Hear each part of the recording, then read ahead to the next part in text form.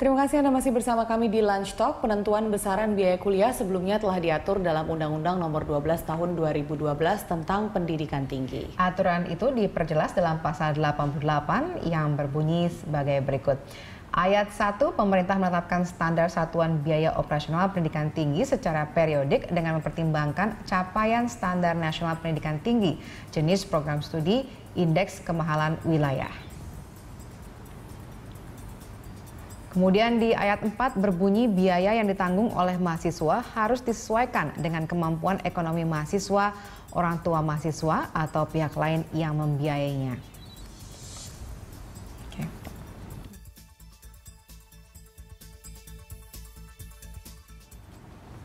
Iya nih, tadi kita sudah lihat bahwa sebenarnya undang-undangnya sudah mengharuskan semua pihak menyesuaikan sehingga akhirnya biaya itu tidak terlalu mahal dan memberatkan mahasiswa pada khususnya. Nah, Pak Aris sendiri melihatnya bagaimana? Apakah kemudian undang-undang itu sudah cukup ideal untuk diterapkan atau masih ada keberatan dari pihak untuk bisa menetapkan itu? Sebenarnya sih tidak ada keberatan ya, kita setuju saja terhadap amanat undang-undang itu kan sudah diundangkan. Tapi yang jadi masalah itu bahwa kampus-kampus mayoritas di Indonesia ini termasuk perguruan tinggi swasta itu masih ke teaching heavy ya, jadi kepada pembelajaran lebih banyak. Jadi artinya apa? Artinya belum banyak yang bisa beralih ke tadi yang disebut dengan riset university. Nah, akibatnya energi yang terserap untuk pembelajaran itu masih sangat besar. Jadi operating income itu sangat ditentukan oleh mahasiswa yang masuk gitu. Belum ada karena tidak ada sumber pemasukan lain selain dari uang yang dibayarkan mahasiswa. Jadi jika environment tentu dengan pemerintah juga sepakat untuk lebih menggalakkan aktivitas-aktivitas riset, maka kita pun juga nanti di perguruan tinggi swasta juga akan menyambut hal ini sehingga ke depan aktivitas kampus juga tidak hanya pembelajaran tapi juga ke riset dan bisa menjadi sumber income yang meringankan mahasiswa lain yang akan masuk. Ke belakangnya ya, karena kalau undang-undangnya sudah menetapkan seperti itu bahwa harus disesuaikan dengan kemampuan mahasiswa ya, harusnya kan itu berarti menjadi ideal kondisinya sehingga lebih banyak lagi mahasiswa yang bisa masuk meneruskan sekolahnya. Tapi tidak bisa dipungkiri juga bahwa sebagai mahasiswa sendiri gitu ya, di kalangan mahasiswa atau orang tua sudah ada beberapa universitas yang misalkan diperkatakan sudah tidak mungkin saya memasukkan anak seks itu karena memang biayanya sudah terkenal mahal. Betul. Dari pertama baru buka pun dan yang lainnya mungkin sedikit lebih murah dan lainnya dan sebagainya seperti itu. Nah, sejauh mana APTISI kemudian memastikan bahwa yayasan dan perserikatan yang menjalankan perguruan tinggi swasta ini kemudian betul-betul menjalankannya untuk operasional dan bukan juga untuk mencari profit seperti itu? Ya tentu kita ada juga di aturan BAN itu bahwa universitas yang baik itu mahasiswanya berasal dari sebagian besar provinsi yang ada di Indonesia. Jadi kita berharap seperti kita perguruan tinggi ada di Jabodetabek. Tentu mahasiswa yang kita rekrut dari seluruh Indonesia itu, nah itu yang kita subsidi untuk misalnya ya, untuk sebagai bagian dari CSR yayasan tersebut. Nah biasanya yang dilakukan oleh para pemilik perguruan tinggi swasta itu seperti itu. Diversifikasi mahasiswa ya? Iya, dia merekrut mahasiswa dari luar wilayah domisilinya dan juga edukasi kepada masyarakat yang memang memerlukan ya. Seperti tadi kenapa beasiswa itu tidak, orang sudah takut karena mungkin dia tidak tersosialisasi dari awal bahwa di kampus ini ada beasiswa yang dan anggota APTISI sendiri memiliki kuota-kuota tersendiri bagi setiap PTS-nya, beasiswa dari daerah tertentu atau daerah tertinggal atau bagaimana sistemnya? Kita tidak menerapkan secara tunggal aturan yang sama terhadap setiap perguruan tinggi swasta anggota APTISI, tapi perguruan tinggi swasta yang besar itu mengalokasikan seperti yang disampaikan undang-undang hampir 20% untuk mahasiswa miskin agar bisa mendapat akses ke perguruan tinggi. Iya, tapi kan tadi ada undang-undangnya sendiri mengatakan yang pasal 89 ya, tadi mungkin kita belum sebutkan bahwa alokasi dana pendidikan ini ada dari APBN untuk perguruan tinggi swasta. Ditujukan misalnya untuk tunjangan profesi dosen, tunjangan kehormatan profesor, ada investasi di pengembangan. Ini tidak cukup untuk menekan biayanya. Jadi intinya seperti yang saya sampaikan, tadi ada bidik misi, kemudian ada sertifikasi dosen, kemudian ada tunjangan guru besar, kemudian ada juga penempatan dosen pegawai negeri sipil ke perguruan tinggi swasta. Itu bagian-bagian dari bentuk bantuan pemerintah yang selama ini membantu operasional perguruan tinggi swasta. Namun ke depan seperti juga hibah, kita juga mendapatkan hibah, tapi hibah itu harus kompetisi gitu loh. Jadi untuk pengembangan kampus, lab segala macam itu ada program hibah dari pemerintah, tapi kita harus kompetisi. Nah, tentu ini kan jadi yang dapat akhirnya perguruan tinggi yang memang sudah mapan secara SDM, secara infrastruktur dan lain-lain. Nah, kita akan mengusulkan bagaimana ke depan itu supaya lebih terformulasikan dengan standar. Nanti ada seperti zoning. Jadi misalnya perguruan tinggi yang sudah mapan, PTS itu kuning, kemudian yang menengah itu hijau, yang bawah itu merah. Nanti sampai profiling itu akan dipotret selama berapa tahun untuk bisa naik tingkat dengan tentunya empowerment dari pemerintah. Nah, mungkin jadi itu Pak Doni ya tadi ya bisa melihat dari penjelasan disampaikan oleh Aptisi yaitu Pak Aris tadi mengatakan bahwa ada perlu perbaikan dari sisi misalnya tadi ada lebih diterapkan lagi ada zoning.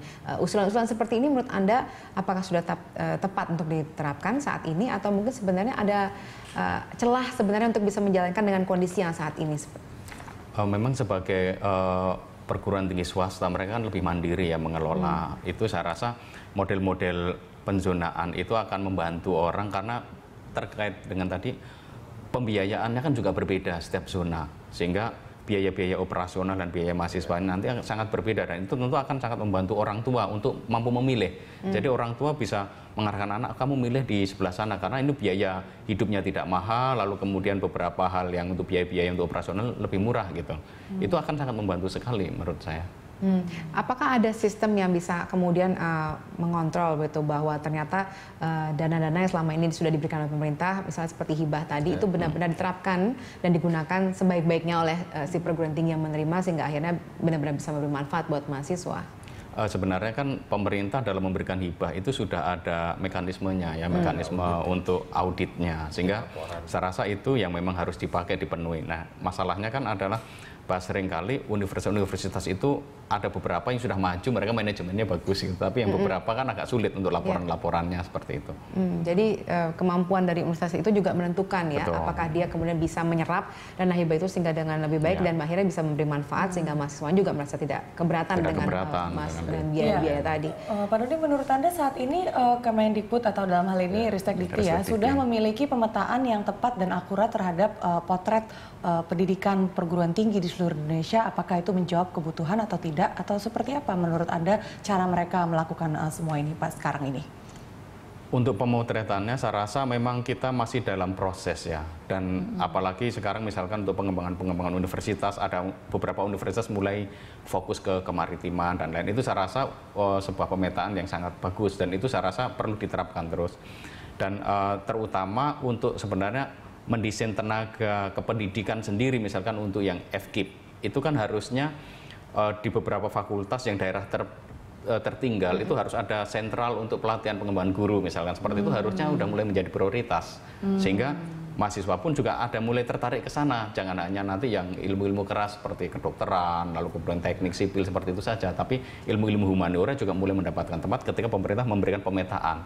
Kalau misalkan pertanian mana yang terbagus, untuk sosiologi di mana seperti itu. Apakah Anda melihat sudah ada sinergi antara kementerian terkait dengan pusat-pusat riset di dalam kalau tadi sudah kita obrolkan di segmen sebelumnya di universitas-universitas dalam hal ini misalkan Kementerian Pertanian dengan IPB tentunya sudah terjalin atau kemaritiman dengan apa kedokteran kemudian dengan Kementerian Kesehatan sudah cukup dikaryakankah gitu universitas-universitas dan tenaga kerjanya dan hasil penelitiannya?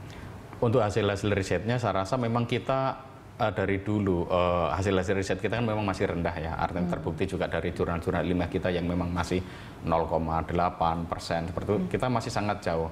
Selama ini hanya universitas yang memang sudah maju, mereka yang bisa bekerja sama dengan dunia industri. Artinya mereka buat riset bersama, tetapi hampir sebagian besar universitas itu mengalami kesulitan. Karena apa? Tenaganya, dosen-dosen itu sekarang masih banyak ngajar mereka. Sehingga untuk riset, mengerjakan dana hibah itu mereka akan kesulitan sekali. Jadi akan ketika mereka diminta untuk terbuka bekerja sama dengan dunia industri untuk menyesuaikan hasil-hasil risetnya, itu pun tidak banyak, hanya beberapa universitas memang fokus riset seperti ITB itu mereka masih bisa bekerja sama, tetapi yang lainnya mengalami kesulitan. Atau mungkin ada juga fenomena di mana misalnya dosen kemudian mengajar di beberapa perguruan tinggi ya, sehingga akhirnya kemudian tidak fokus dia dan akhirnya tidak bisa membantu perkembangan di kampusnya sendiri ya. Kalau di Aptis sendiri bagaimana memandangnya tentang hal ini? Apakah memang seharusnya bisa diminimalisir dengan misalnya tadi fokus pada satu mata kuliah saja atau satu perguruan tinggi saja, sehingga akhirnya dia juga bisa mengembangkan dirinya dan ke arah yang lebih baik. Ya, jadi sekarang pemerintah juga semakin sulit ya untuk mengakomodasi dosen yang istilahnya 8 penjuru mata angin tadi.